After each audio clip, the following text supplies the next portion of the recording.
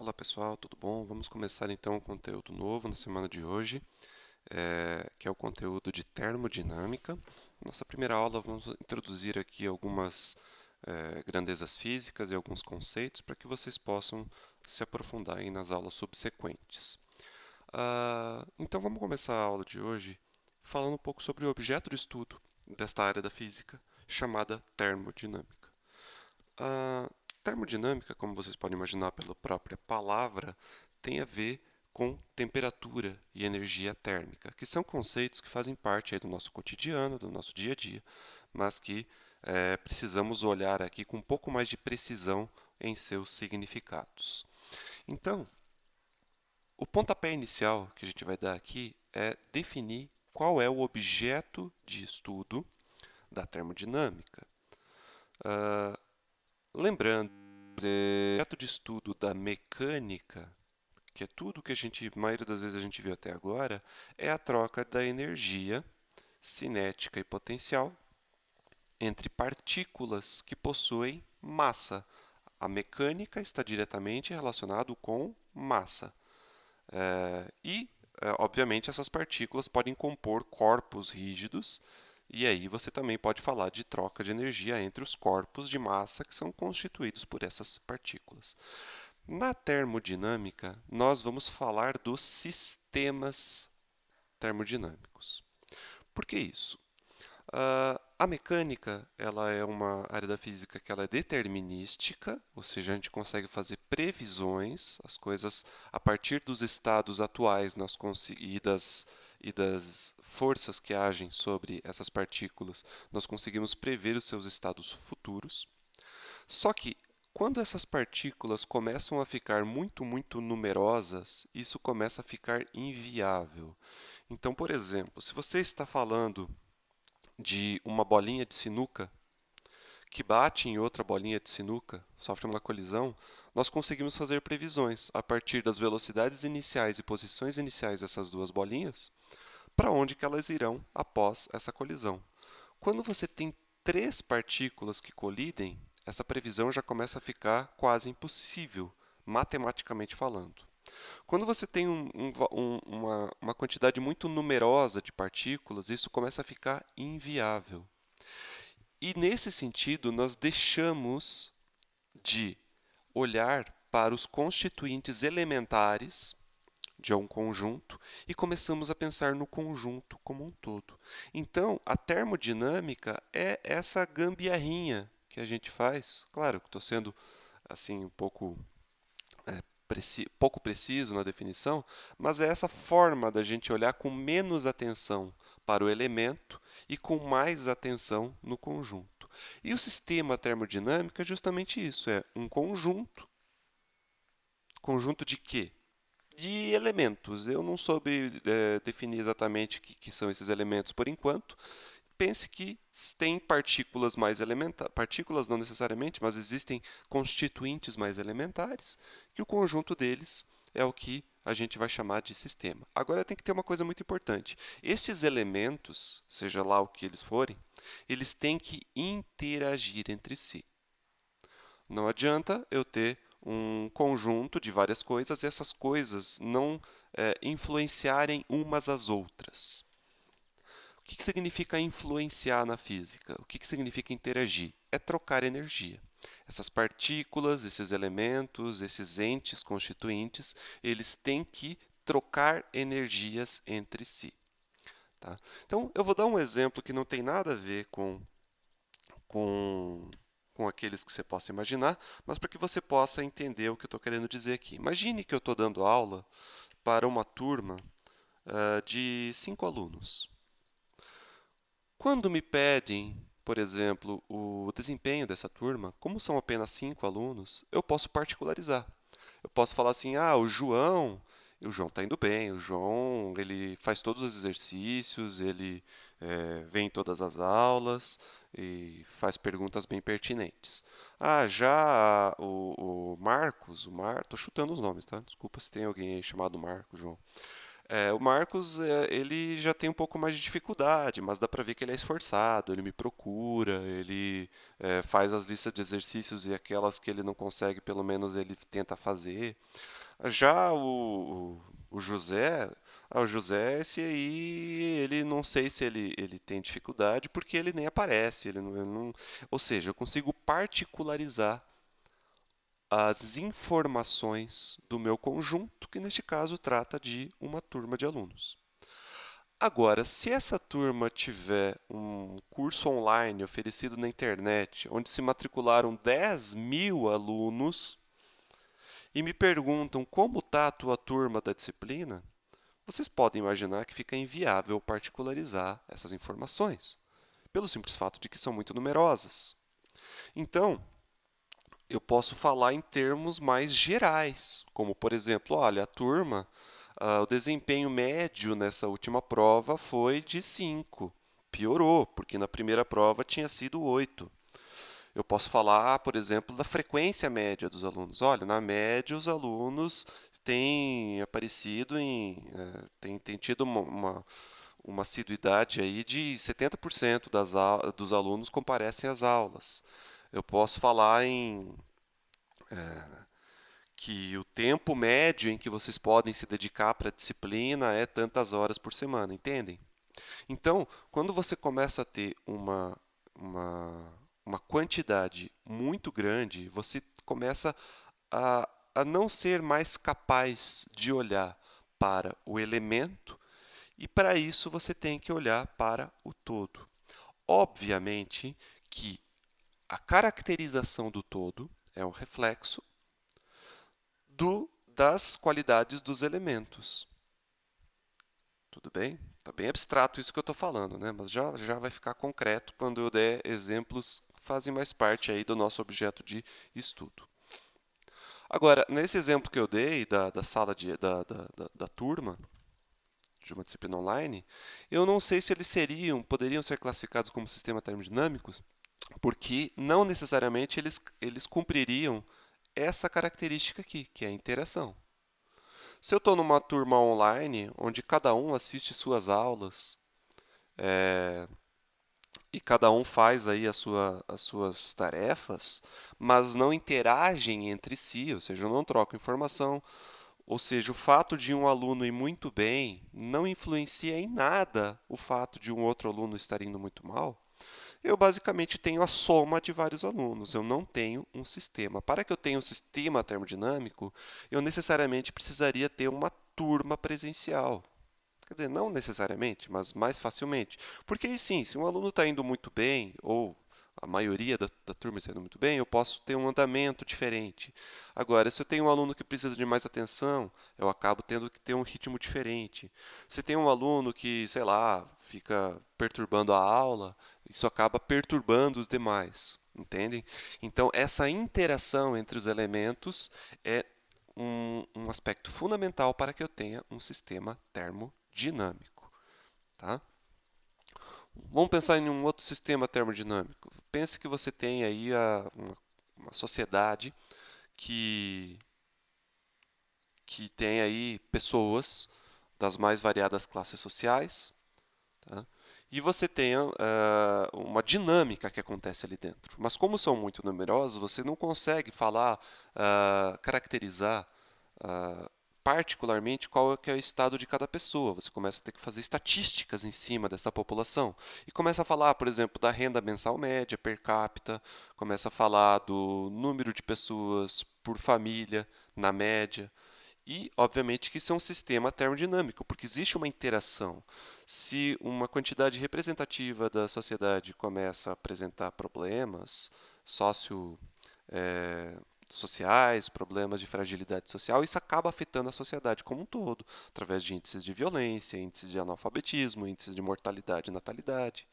Tá? Então você cria índices para poder caracterizar os sistemas, mas que são reflexos de características particulares. E a termodinâmica é a forma como, na física, nós caracterizamos os sistemas a partir de interações fundamentais que possam ser é, entendidas como forças fundamentais da física. Tá? Bem abstrato isso tudo que eu estou falando, mas eu acho que falei de uma forma razoavelmente clara. Nesse sentido, podemos definir aqui são variáveis macroscópicas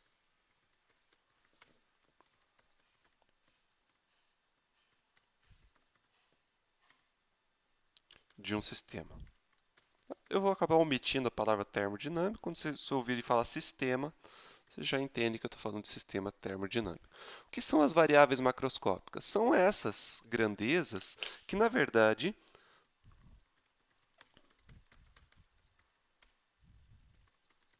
deixa eu digitar aqui antes, senão eu falo enquanto digito e me atrapalho tudo. Então, eu defini aqui uma variável macroscópica de um sistema como sendo uma grandeza física, tá? Então, ela tem uma unidade de medida, ela tem ali o seu sistema de unidades, e elas caracterizam o sistema, tá? A partir de alguma característica dele que nos interessa. A partir de comportamentos médios. Então, ele vai falar do sistema como um todo, ele não vai particularizar os elementos constituintes dele. Agora, muito importante, elas têm que poder ser mensuradas macroscopicamente. O que eu quero dizer com macroscopicamente? Olhando o sistema como um todo. Você não precisa medir essa característica a partir dos elementos. Embora a gente sabe que são interações microscópicas. Aqui, a partir de agora, quando eu falar micro e macro, quando eu falar micro, eu estou falando dos elementos constituintes. Então, quando eu olho especificamente para cada elemento. E macro é quando eu não preciso fazer isso. Você olha só para o todo. Então, pensando na sala de aula, por exemplo, microscopicamente é quando você olha para cada aluno e macroscopicamente é quando você olha para a sala. Então, será que a média das notas de uma turma é uma variável macroscópica? Olha, sim, de certa forma sim, porque ela mede um comportamento médio. No entanto, se você for no rigor da definição, dessa minha definição, eu não consigo medir a nota média sem medir a nota de cada aluno para depois fazer a média. Então, de certa forma, você teve que, eu, no caso, como professor, tenho que medir uma variável micro, que é a nota de cada aluno, para depois fazer a média e obter a macro. E as variáveis macroscópicas, a princípio, elas deveriam poder ser mensuradas como um todo, sem olhar para cada um. Então, quer ver? Vou dar um exemplo que não tem nada a ver com física, mas que seria um bom exemplo de variável macroscópica. Intenção de voto durante eleições. Quando vem lá a pesquisa do IBGE, do Datafolha, e fala, tantos por cento pretendem votar no primeiro candidato, tantos por cento no segundo candidato, normalmente não, com certeza, eles não saem perguntando para 100% da população. Eles fazem uma amostra, existe aí uma metodologia estatística de fazer isso, para que essa amostra seja representativa, para que ela seja pegue várias faixas etárias, várias regiões do Brasil, várias classes sociais, para que você entreviste ali 5.000, 10.000 pessoas e essa entrevista represente o eleitorado do Brasil como um todo. Então, você acaba tendo uma variável que representa o sistema, apesar de não ter mensurado microscopicamente a intenção de voto de cada pessoa. Tá? Agora, eu vou dar um exemplo um pouco mais próximo do que a gente vai falar aqui. Na maioria dos nossos sistemas, a gente não vai pegar coisas tão abstratas assim, como pessoas, ou como galáxias, você poderia pensar. Nós vamos pegar sistemas termodinâmicos que, na maioria das vezes, serão gases. Tá? Esse vai ser o sistema termodinâmico mais comum aqui para a gente. Então, se você está falando de um gás, o gás está confinado num certo recipiente. E o gás, como a gente vai tratar ele, ele é basicamente um monte de moléculas. Então, as partículas elementares que constituem o gás são essas bolinhas, que são as moléculas do gás. Elas não têm nenhum tipo de vínculo entre si, ou seja, elas não estão presas entre si. Essa é a grande diferença do gás para o líquido. No líquido elas têm que estar coesas. Aqui não, você tem partícula voando para um lado, voando para o outro, em diferentes velocidades, em diferentes direções. Então, algumas estão mais rápidas, outras estão quase paradas, outras estão mais lentas.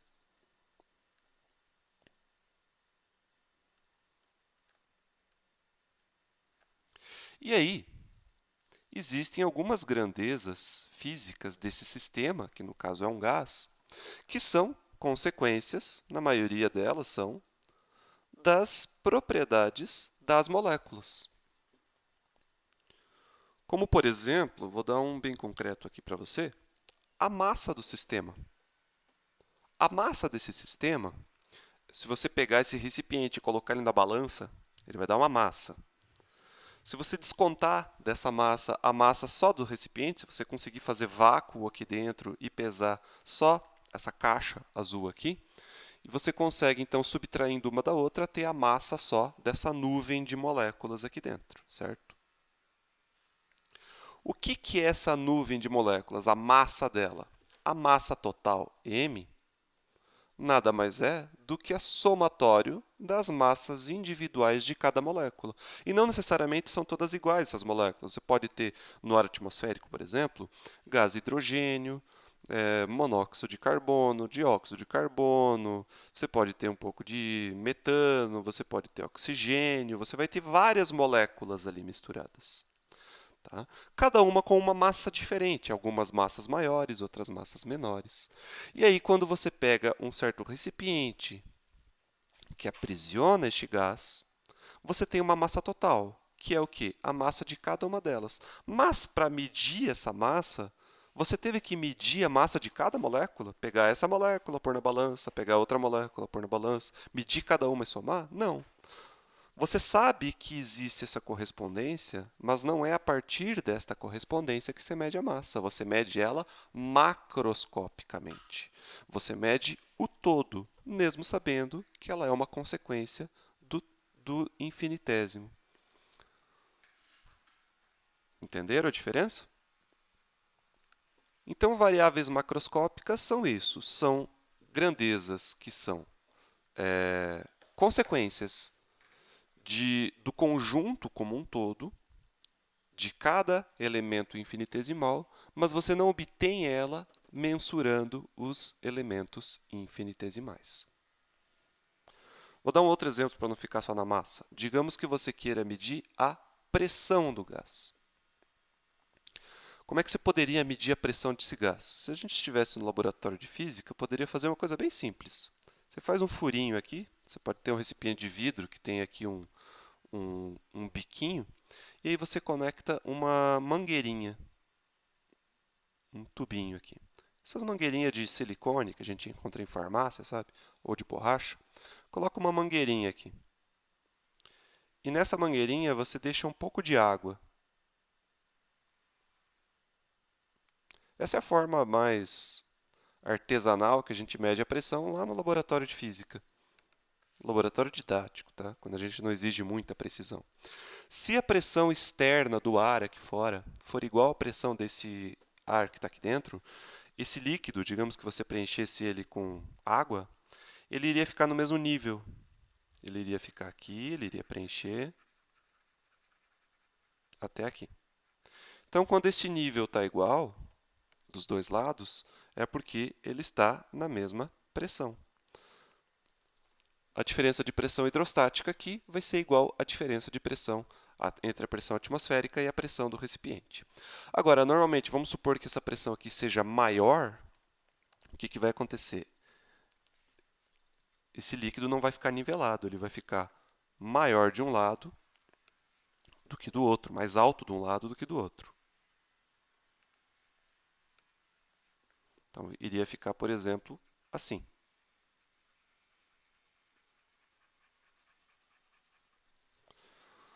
A partir dessa diferença de alturas, ou seja, daqui até aqui, você pode jogar lá naquela equaçãozinha de pressão hidrostática que a gente viu no início do semestre. P igual a P0 mais ρgh, onde ρ é a densidade da água que está dentro dessa mangueirinha.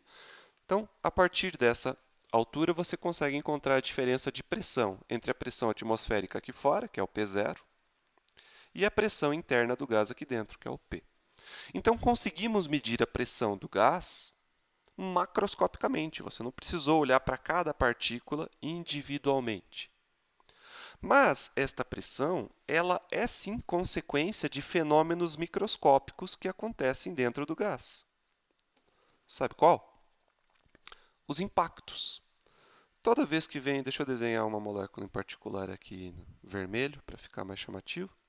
Toda vez que uma molécula, a gente vai falar disso mais adiante, tá? Não vou quantificar isso, não vou deduzir a partir de equações, só quero passar a interpretação qualitativa. Toda vez que uma molécula vem vindo em direção retilínea, bate nesse recipiente e ricocheteia, sofre uma colisão, essa pancada que ela sofre a partir da ação e reação significa uma pancada também que a parede do recipiente sofre. Ou seja, a molécula colide com a parede e a parede colide com a molécula. Por consequência, essa parede é empurrada um pouquinho para fora. Como esses impactos acontecem muitas e muitas e muitas vezes por segundo, porque você vai ter muitas moléculas, algumas moléculas colidem mais forte, outras mais fraco, porque elas não têm todas a mesma velocidade e também não têm todas a mesma massa.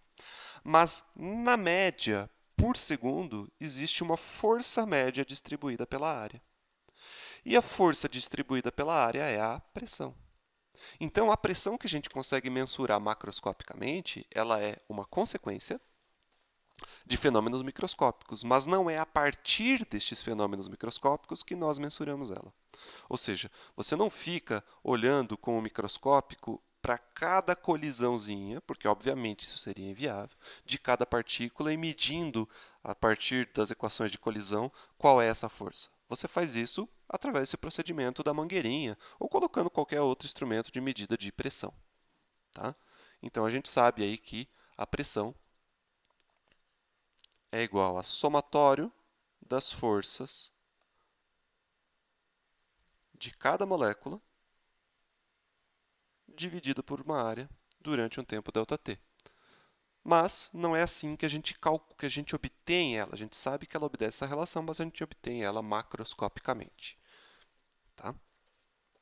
Então, toda vez que você tem essas variáveis macroscópicas, você consegue descrever o sistema como um todo, sem olhar, sem particularizar os elementos. Dentro dessas variáveis macroscópicas, algumas delas vão ser entendidas como variáveis de estado. Então, o que são essas variáveis de estado? São variáveis macroscópicas, então elas obedecem àquela definição que eu escrevi anteriormente. Então, são grandezas assim, que podem ser medidas macroscopicamente, toda aquela coisa, aquela definição que eu acabei de passar para vocês. Agora, para ser variável de estado, essas variáveis macroscópicas elas têm que ter uma relação entre si. Aqui teve um errinho de digitação, relacionáveis entre si. O que significa ser relacionáveis entre si? Elas não são independentes. Então, vamos voltar para o exemplo mais abstrato da turma de alunos. Se eu trato a turma de alunos como um sistema, as variáveis desse sistema, as variáveis macroscópicas, que são as características médias da turma, vou pegar duas. Nota média, desempenho médio em termos de nota e frequência da turma. Para que essas variáveis sejam variáveis de estado, elas têm que ser relacionáveis entre si. Será que tem relação? Normalmente tem.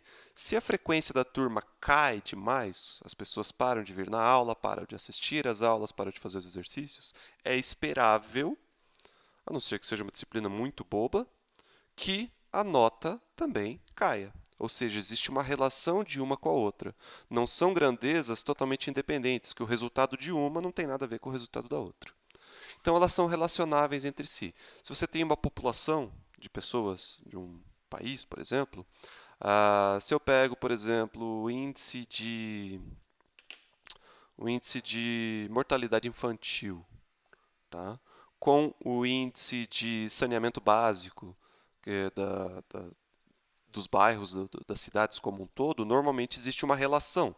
Quanto mais saneamento, quanto mais rede de água e esgoto, água potável, claro que uma coisa não é somente isso que afeta, mas existe uma relação de uma coisa com a outra. Então, essa relação é imprescindível para que essas duas grandezas, como por exemplo o índice de saneamento básico e o índice de mortalidade infantil, possam sim ser entendidas como variáveis de estado. Tá? Então tem que ter uma dependência de uma com a outra. Não precisa ser uma dependência direta, pode ser uma dependência inversa. Tá? Por exemplo, o índice de desemprego, quanto menor, maior vai ser o PIB per capita, por exemplo. Tá? Então são variáveis de estado que caracterizam aí a economia brasileira, mas elas não têm uma dependência direta, têm uma dependência inversa. Né? Quanto menor o índice de desemprego, espera-se que maior seja o PIB per capita do país. Então, elas têm que estar relacionadas entre si. Normalmente, dá para se encontrar uma equação, tá? Dá para se encontrar uma previsão matemática de como que a mudança de uma variável afeta a outra variável. Tá? Agora, elas têm que ser capazes de descrever o sistema como um todo. Então, eu tenho que ter um conjunto finito de variáveis de estado. Não posso ficar inventando um monte de variáveis de estado. Tem que ter um número finito, porque elas devem ser as únicas necessárias para poder obter as. Tá? Então, vamos voltar para o caso do gás, que vai ser aqui o nosso objeto de estudo mais frequente. Tá? Vamos pensar em variáveis de estado do gás.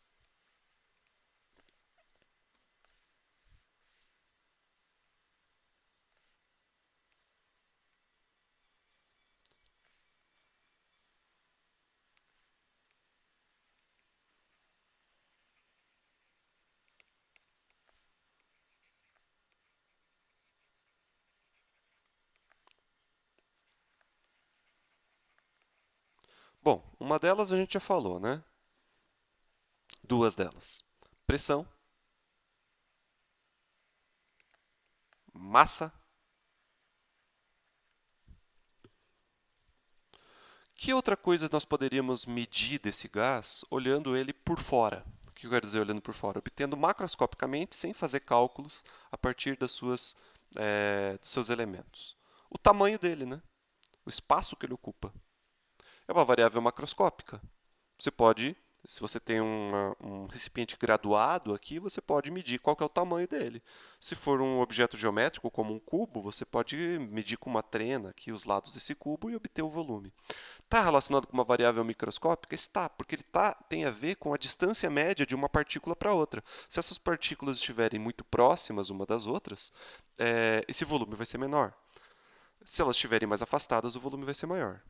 Elas não estão todas no mesmo distanciamento. Você vai ter partículas um pouco mais próximas e um pouco mais longínquas, mas na média elas vão ter aí um distanciamento médio que vai determinar o volume. Mas não é a partir desse distanciamento das moléculas que você obtém ele. Então, sim, o volume é uma variável de estado.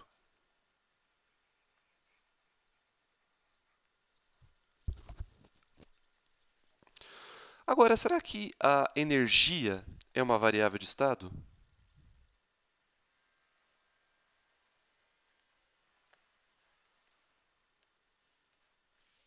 O que é a energia? Neste caso aqui, a energia tem a ver com a soma das energias. Né? A energia total do sistema vai ser a soma dessa, mais a soma dessa, mais a soma dessa, mais a soma dessa.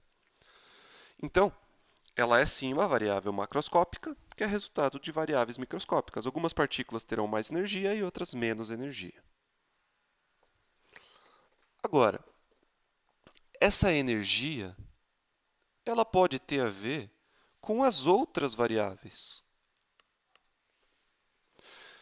Teoricamente, eu não vou deduzir isso aqui para vocês, mas poucas aulas à frente eu vou mostrar para vocês que a partir da pressão do gás, que é uma variável de estado, e do volume do gás, que também é uma variável de estado, você pode obter a energia. Então, a energia do sistema é uma variável macroscópica, mas não é uma variável de estado, porque ela não define o estado do sistema de uma forma fundamental, ela é consequência dessas duas outras variáveis de estado. Então, a energia não é variável de estado, apesar de ser uma variável macroscópica.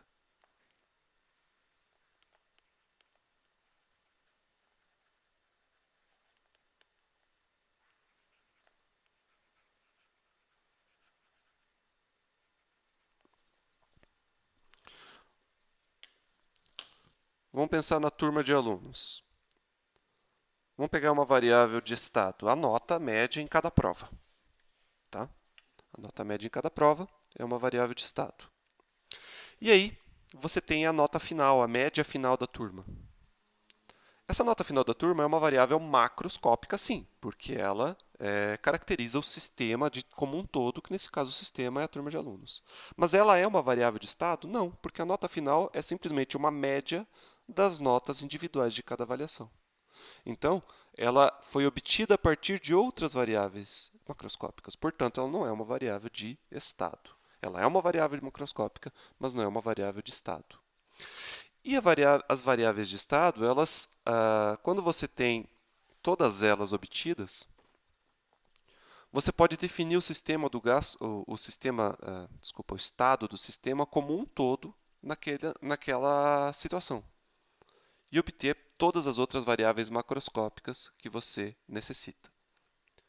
Normalmente você tem uma equação que envolve todas elas e a equação de estado, que eu usei na minha definição lá em cima, pode ser entendida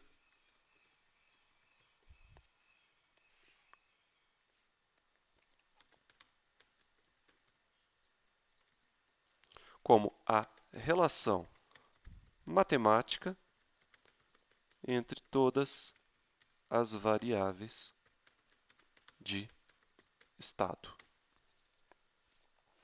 Basicamente é isso. Essa relação matemática ela pode ser obtida a partir de uma teoria ou pode ser uma relação empírica. Você pode testar no laboratório o que acontece com a pressão se eu diminuo o volume, o que acontece com o volume se eu aumento a massa, e testando essas relações de dependência até empiricamente, por exemplo, você chegar numa equação que envolva tudo. Tá? E a partir do momento que você tem essa equação, você não precisa nem saber todas as variáveis de estado ao mesmo tempo, porque você tem uma relação matemática entre elas. Ou seja, digamos que existam 4 variáveis de estado no sistema, se você tiver a equação de estado, sabendo 3 variáveis de estado, você tem como obter a quarta, a partir da equação de estado. Então, nesse exemplo que eu tenho falado para vocês da turma de alunos, normalmente não se tem uma equação de estado. Tá? Dá para você ter uma informação qualitativa, mas você não tem como saber exatamente que se a turma tem uma frequência média de 70%, a nota vai ser tanto. Tá? Porque tem fatores muito difíceis de se determinar aí nesse sistema.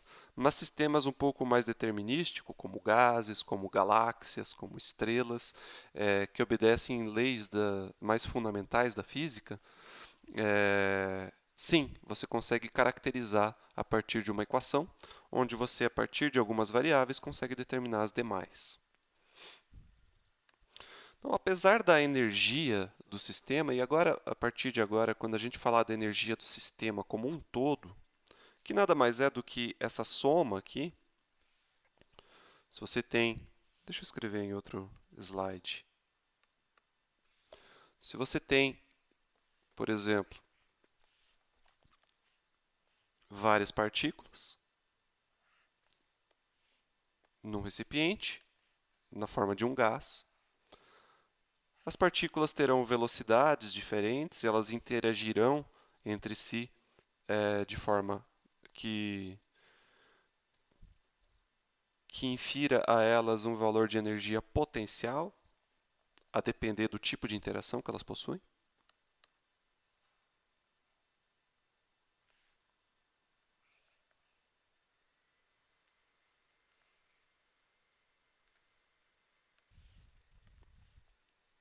Vou desenhar menos aqui.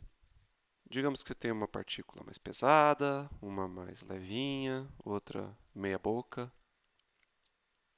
um sistema aqui, eu só vou representar algumas, tá? Digamos que ele está recheado de partículas, mas nessa ilustração minha só está aparecendo algumas. Em vermelho eu vou fazer uma seta indicando o vetor velocidade de cada uma delas.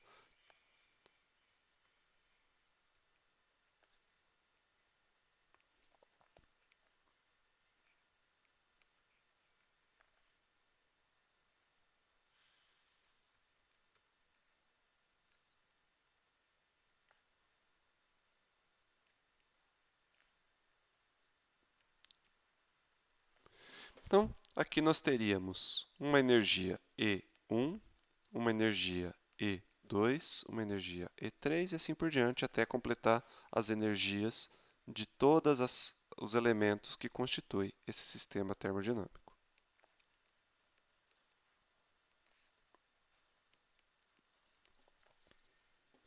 A energia interna, que não é uma variável de estado, como eu falei, porque ela pode, apesar de eu não ter mostrado ainda como, mas por enquanto acreditem em mim, ela pode sim ser obtida a partir de outras variáveis de estado, mas mesmo assim ela é uma variável macroscópica muito importante, chamada energia interna. Então, normalmente quando a gente fala de energia interna, é a energia total. A energia total do sistema. Normalmente a gente coloca um índice aqui, pode ser energia T de total ou I de interna. Eu não gosto muito de usar o índice I, porque o I é o índice de contagem, né? Quando você quer substituir por um número inteiro. Tá? Então, eu vou chamar de energia total, que é nada mais, nada menos do que a soma do E1 mais E2 mais E3 e assim por diante, até completar aí a enésima energia da enésima partícula. Então, a energia interna é a soma de todas. Essas energias, a maior parte delas vai ser energia cinética, tá? Que é aquele mv²/2. Então, você vai ter partículas com um m de massa maior, outras menores, partículas com velocidades maiores, outras menores. Então, essas energias aqui serão todas diferentes. Quando você soma tudo, você vai ter a energia total do sistema. Tá? Digamos que você permita que esse sistema 1 troque sua energia total com um sistema 2. Como eu falei, esses sistemas eles podem ser bem genéricos, eles podem ser bem arbitrários. Mas, para facilitar um pouco aqui a nossa visualização, vamos entender esses sistemas como recipientes contendo gases, mas todas as consequências dessa explicação valem para qualquer outro sistema. Por exemplo, duas galáxias que possam trocar energia entre si, ou um copo de café e um copo d'água. Pode ser também, dois sistemas. Não importa. Tendo partículas elementares que trocam, que constituem um sistema, e essas partículas interagem entre si, eu tenho um sistema termodinâmico. Tá? Então, você vai ter a energia total do sistema 1 aqui. Então, a energia total nada mais é do que a soma das energias individuais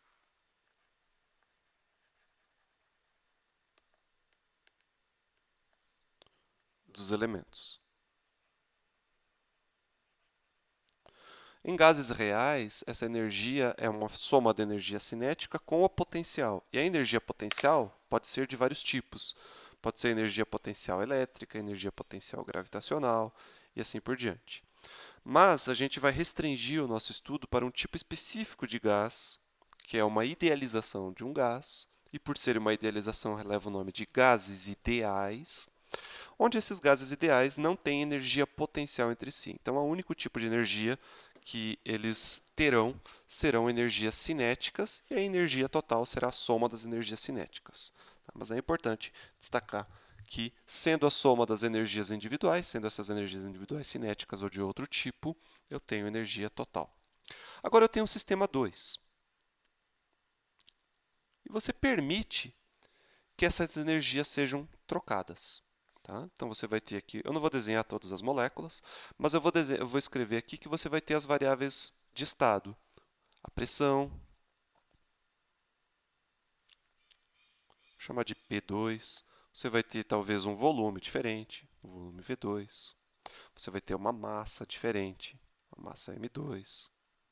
Tá? São as variáveis de estado, por enquanto, que eu disse para vocês, no caso de um gás.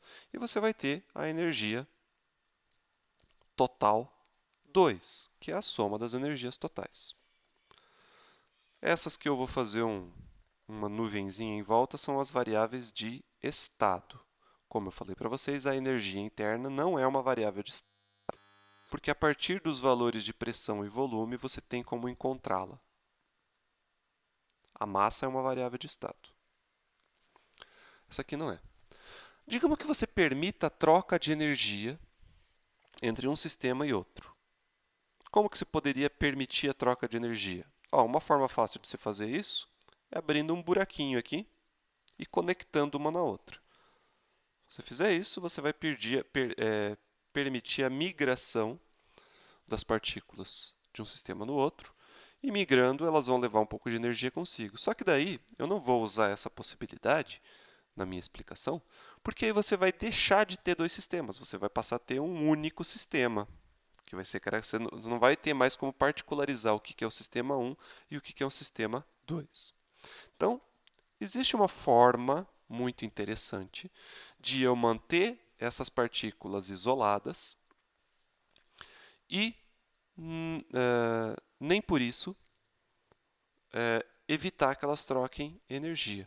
Uma forma de fazer isso é que uma empurre a outra. Digamos que essas paredes elas sejam impermeáveis, mas elas sejam móveis. Se essa pressão for maior do que a outra pressão, se P2 for maior do que P1, deixa eu escrever aqui as variáveis do sistema 1, que é P1, V1 e M1, que são as variáveis de estado do sistema 1.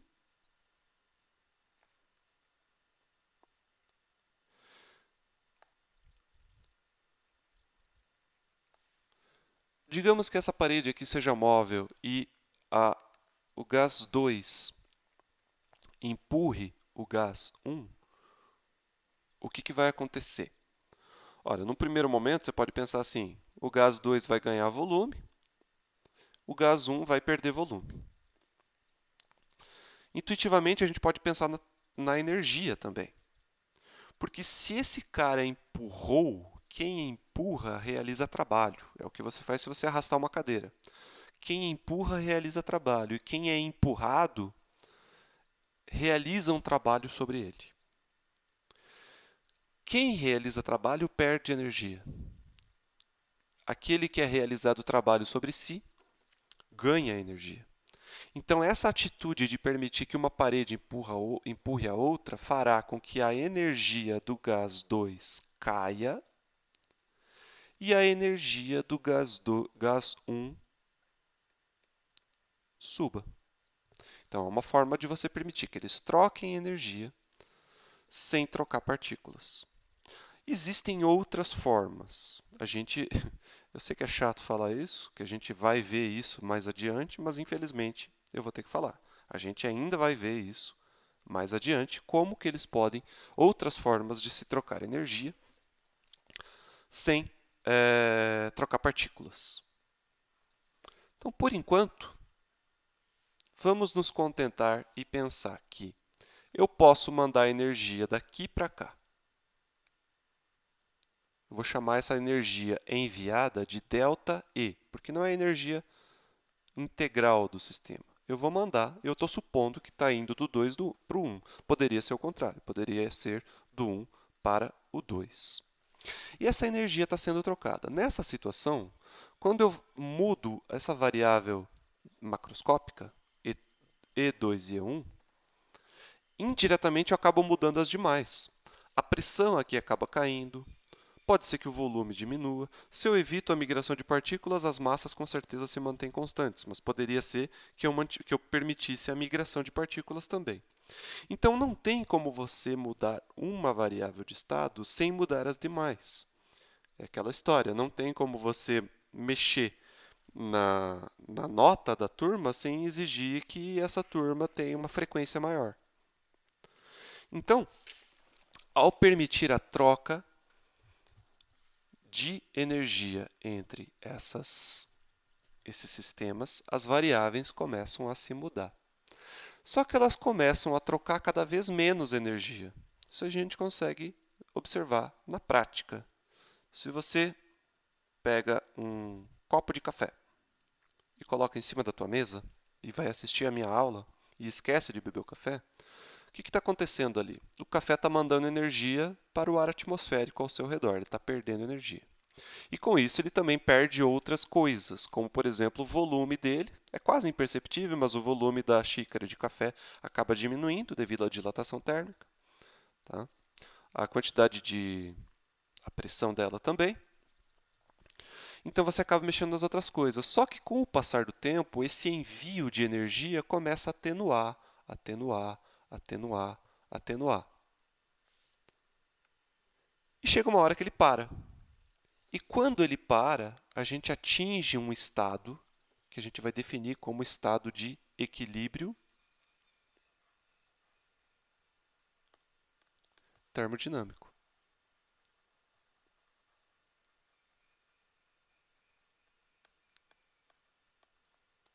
O equilíbrio termodinâmico a gente vai definir como sendo um estado Essas definições são todas minhas, tá? É como eu entendo os processos, não que seja algo exclusivo, mas o que eu quero dizer é que não são definições que estão seguindo aí algum tipo de parâmetro, tá? Talvez outra pessoa tenha um entendimento um pouco diferente da minha, tá? O equilíbrio termodinâmico eu vou definir como sendo um estado em que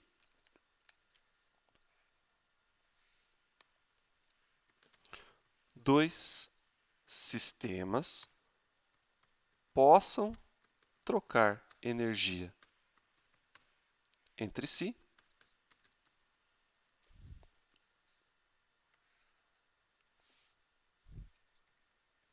mas não o fazem.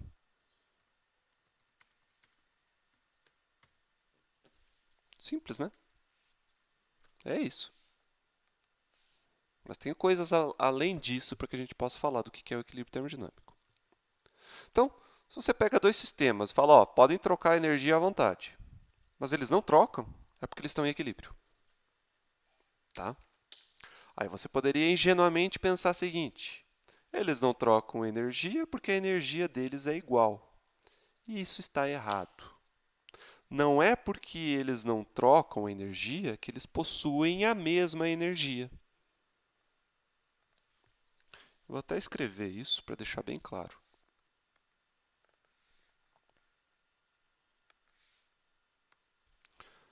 Escrever em letras garrafais aqui. Não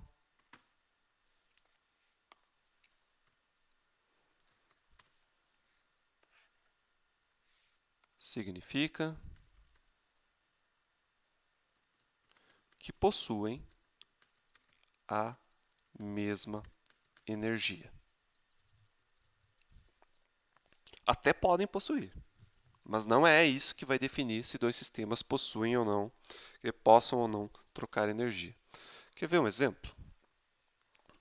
Imagina que você tem uma panela cheia de água fervente, água em ebulição, ali, próximo de 100 graus Celsius. Então você tem um sistema que possui uma certa energia. Tá? Aí você pega um pedacinho de metal, uma, uma moedinha de 1 centavo, por exemplo, bem pequenininho, e você esquenta ela a 101 graus Celsius. Você esquenta ela um pouquinho acima do que a temperatura de ebulição. E você joga dentro da panela. Então você tem dois sistemas, a panela cheia de água quente, uma panela grande, cheia de água fervente, e uma moedinha, pequenininha, mas que está uma temperatura um pouquinho maior. Quem possui mais energia? A panela. Mas quem vai perder energia? A moeda. Então não é o fato de que eles tenham a mesma energia, que uma tem energia maior do que a outra, que vai determinar quem ganha e quem perde. Tá? Durante o processo de entrar em equilíbrio, ou seja, da energia. Deixa eu pegar essa imagem e passar para outro slide, que eu vou continuar a minha explicação no ambiente um pouco mais limpo.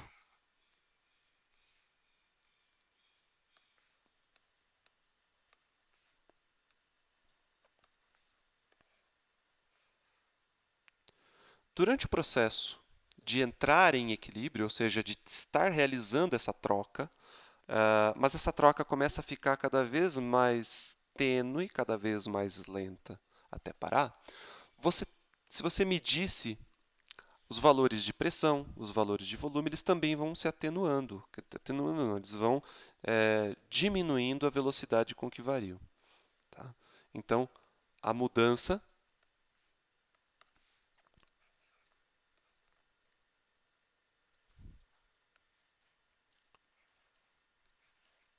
a alteração em energia total acarreta em uma alteração nas demais variáveis macroscópicas, inclusive as variáveis de estado.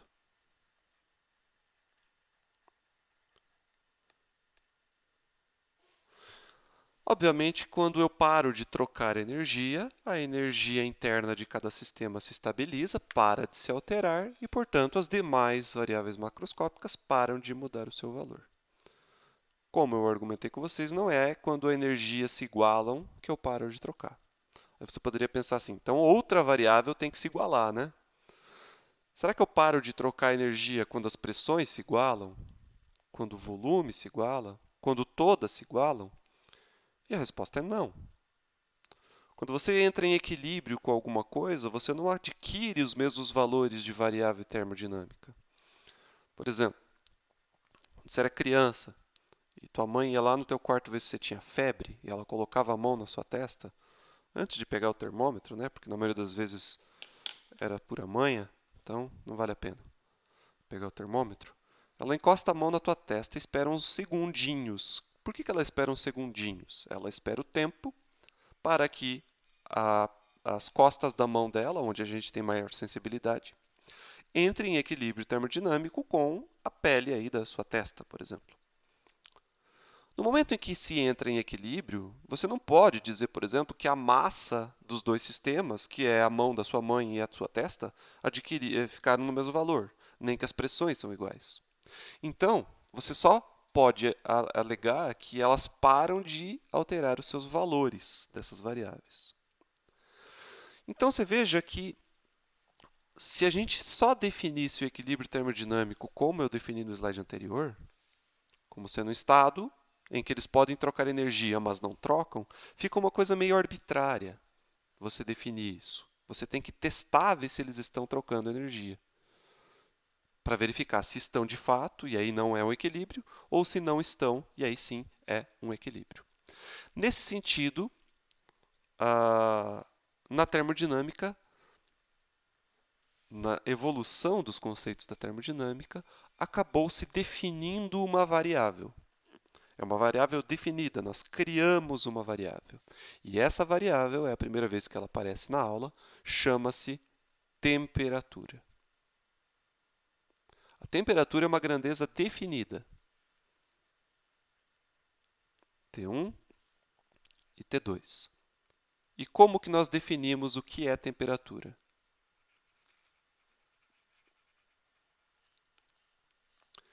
É uma grandeza física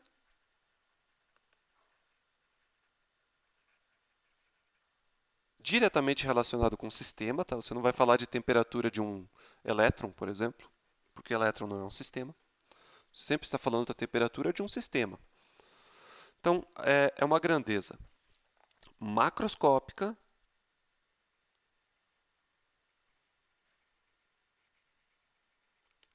que é uma variável de estado, essa sim, caracteriza o sistema como um todo,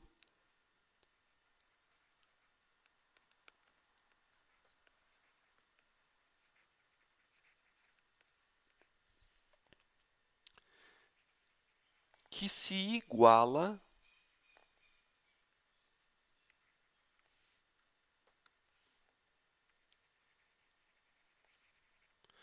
entre dois sistemas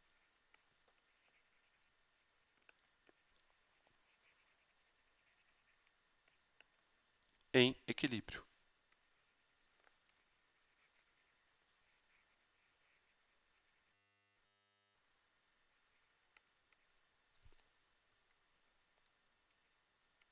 Então, a temperatura, sim, você pode dizer que se dois sistemas estão em equilíbrio, eles possuem a mesma temperatura. Por que ela obedece esse critério? Porque ela foi definida a partir desse critério. Nós criamos esse conceito, e esse conceito é baseado no fato de que essa grandeza se iguala quando eu atinjo o equilíbrio. Então, por exemplo, você pega um balão de festa de criança, né, uma bexiga. Você enche de ar, dá um nó nela. No momento que você encheu de ar, provavelmente o ar que você assoprou para dentro do balão, ele está mais quente do que o ar atmosférico, porque ele estava dentro do teu pulmão, né? Passado alguns instantes, ele vai entrar em equilíbrio. Durante esse processo, provavelmente ele vai mandar energia para fora. Ele vai entrar em equilíbrio com o ar atmosférico, enviando energia para fora. Provavelmente o seu volume vai dar uma mudadinha, a pressão interna dele vai se alterar, tá? A energia interna dele vai mudar. E no momento em que ele entra em equilíbrio com o ar atmosférico ao seu redor, de nenhuma maneira você vai poder falar que a pressão interna está igual à pressão externa. A pressão interna, na verdade, vai estar um pouquinho maior, porque você vai ter a própria tensão do látex, da borracha do balão, que tenta espremer um pouquinho as moléculas para dentro. Você não pode falar que o volume do ar do balão é igual ao volume ao seu redor, porque o volume da atmosfera é muito maior do que o volume do balão.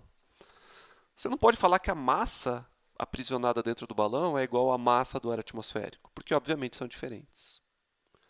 No entanto, estão em equilíbrio. Por que estão em equilíbrio? Porque eles não estão trocando energia. E a partir do conceito de temperatura é que você vai poder falar que com certeza tem uma grandeza que está igual, dentro e fora do balão. E essa grandeza que se iguala dentro e fora do balão é a temperatura. Então, se não estão trocando energia, é porque estão na mesma temperatura. Temperatura é a grandeza física que define o que é o equilíbrio. E, por mais estranho que possa parecer, além do fato da temperatura definir o que é o equilíbrio, é uma grandeza física definida a partir do conceito de equilíbrio. Porque eu precisei antes definir o que é o equilíbrio, para depois definir o que é temperatura. Tudo bem? Então, só para consolidar tudo isso que eu falei, se você pega, põe na mesa lá, uma xícara de café, acabado de sair da cafeteira, e deixa em cima da mesa, a gente sabe que a energia ela vai sair do café e ir para o ambiente. Então, o café perde energia e o ambiente externo ganha energia. Por que isso? Porque quem define quem ganha e quem perde não é a energia, e sim a temperatura. Então, normalmente, quem tem mais temperatura é quem perde. E quem tem menos temperatura é quem ganha. E você pode ter mais temperatura tendo menos energia, e ter menos temperatura tendo mais energia. Então, não confunda uma coisa com a outra. Temperatura tem, assim, a ver com energia, mas não são iguais. Um sistema ter mais temperatura do que o outro não significa ter mais energia do que o outro. Tá? Agora, essa energia em trânsito não é a energia que o sistema possui. A energia que está sendo enviada de um sistema para outro, devido à diferença de temperatura, vai ter um nome na física. A gente chama de calor. Calor é a energia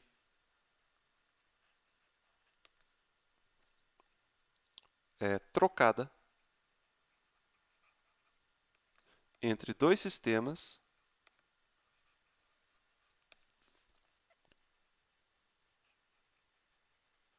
termodinâmicos,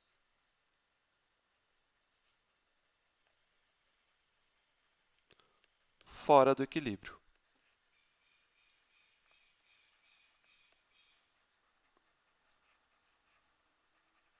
Então, nesse sentido, o calor ele é medido em joules, tá? Porque ele é energia, só que ela é uma energia trocada. Você pode falar em calor que foi trocado, em calor que será trocado ou calor que está sendo trocado. Mas você nunca vai poder falar em calor que um sistema possui. Ninguém possui calor. O que os sistemas possuem são energias. E essas energias podem ser alteradas a partir de trocas de calor. Tá? Esse é um conceito muito importante. Então você não pode falar que está com calor. Você está com energia térmica ou está sem energia térmica. Mas o calor é algo que você perde ou algo que você ganha. Tá? Fazendo mais uma analogia, você sabe que eu adoro fazer analogias, é como se fosse uma transferência bancária, um Pix, agora está na moda, né? O Pix, muito bom. Você não tem um Pix na tua conta bancária, você tem um saldo. Esse saldo pode ser maior ou menor, você pode ter aumentado o seu saldo ou pode ter diminuído. A partir de um Pix, o Pix é algo que você fez, que você recebeu ou que você realizou. Tá? Nesse sentido, o calor é como se fosse o Pix e a energia interna é como se fosse o saldo. Tá? Acho que fica fácil de entender. Né? Então, na termodinâmica, a gente sempre vai falar em calor como uma energia em trânsito, ou que esteve em trânsito, tá? Não precisa estar no momento presente, mas que em algum momento foi trocada. Então, necessariamente, dois sistemas em equilíbrio termodinâmico não trocam calor. A gente vai ver mais adiante que as formas de se trocar calor, então, o símbolo do calor é o Q. É o quê? É o Q, é a letra Q, né?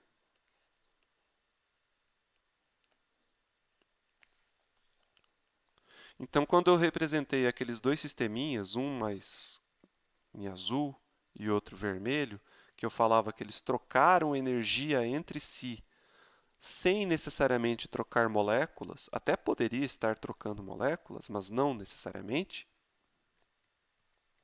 Normalmente a gente representa de azul, que está mais frio, né? E de vermelho, que está mais quente.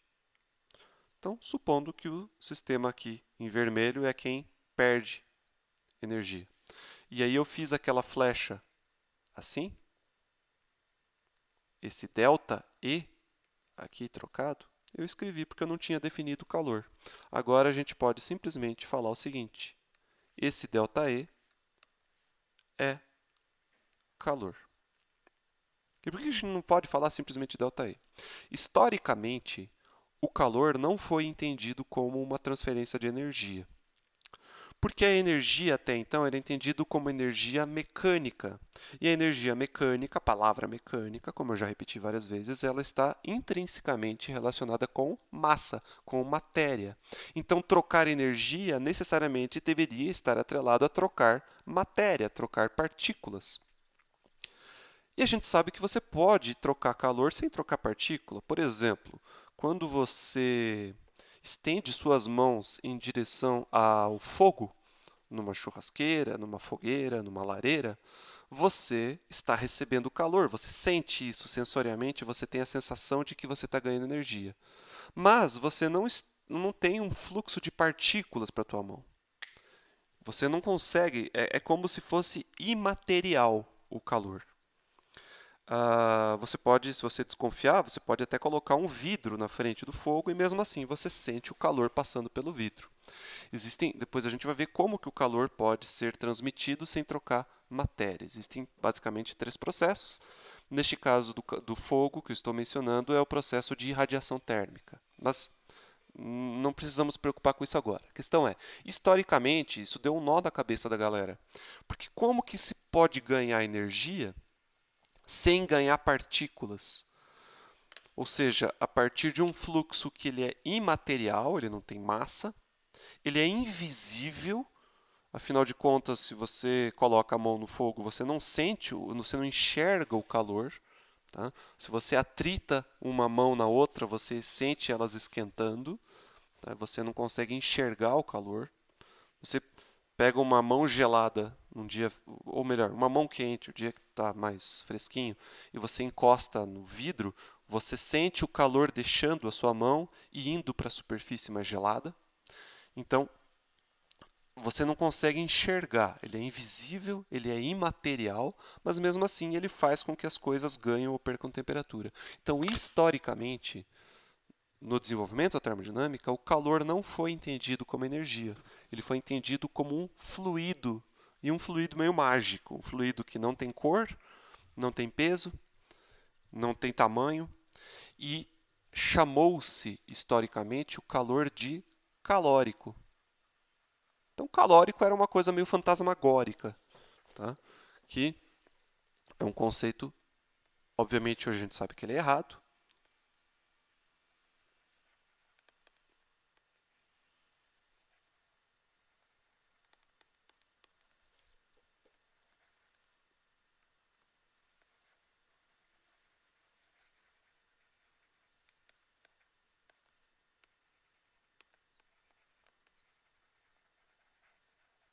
Mas as consequências de se trocar calórico são as mesmas de se trocar energia. Você faz com que a temperatura, a pressão, o volume se alterem quando você ganha ou perde esse calórico. Então, ele historicamente ele não foi medido em joules, que é a unidade de medida de energia, foi medida em calorias, que é a unidade de medida do calórico. Tá? Depois a gente vai falar sobre qual que é essa relação de caloria com joules, mas elas são equivalentes. Tá? E aí você tem historicamente essa diferenciação de calor com energia, porque ele não era entendido como a mesma coisa. Quem nos falou que é a mesma coisa e inclusive conseguiu mostrar como você consegue transformar energia em calor e calor em energia foi a pessoa que hoje nos empresta o seu nome para a unidade de energia, que é o James Joule, em francês, mas a gente acaba brasileirando a palavra e chama de Joule, que é a unidade de, energia, de medida da energia. Tá? Então, Joule é quem nos mostrou que essas coisas são equivalentes. Beleza, gente? Então, são conceitos, você veja que eu não escrevi nenhuma equação na aula de hoje, mas são conceitos fundamentais para a gente entender toda a termodinâmica daqui para frente. Até a próxima aula. Tchau, tchau.